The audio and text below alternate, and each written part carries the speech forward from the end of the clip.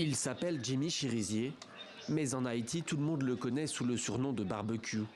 Ancien policier, devenu chef de gang, réputé pour ses méthodes violentes, s'il s'affiche à visage découvert devant les caméras, c'est qu'il se sait intouchable. Sa bande armée contrôle toute une partie de la capitale et avec d'autres gangs, ils ont même lancé l'offensive contre les institutions du pays. Leur objectif, renverser le gouvernement de Ariel Henry. Si Ariel Henry ne démissionne pas, le pays ira tout droit au génocide.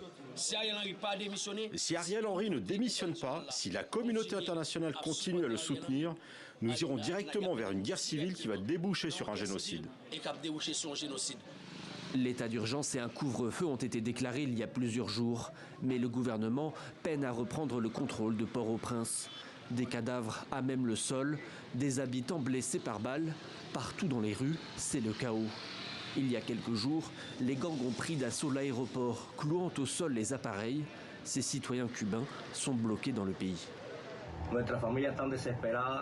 Nos familles sont désespérées et surtout nous avons peur parce que nous n'avons jamais été dans une telle situation. Le Premier ministre Ariel Henry, absent depuis plusieurs jours, a atterri mardi sur le territoire américain de Porto Rico. Lui aussi n'est plus en mesure de rejoindre Haïti.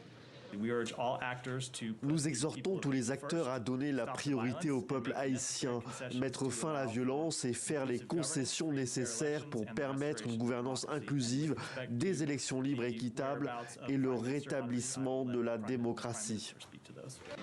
Washington a indiqué faire tout pour accélérer le déploiement d'une force multinationale dirigée par le Kenya.